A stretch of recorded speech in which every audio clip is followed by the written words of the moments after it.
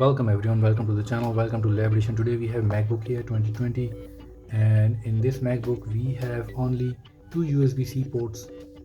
So with the two USB-C ports, if you wanna connect any additional device like mouse or keyboard or flash drive, you can use something which is USB hub. With this USB hub,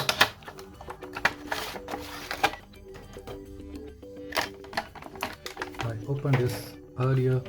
With this USB hub you can use memory cards. You can connect any one of the memory card and the three USB ports you are getting.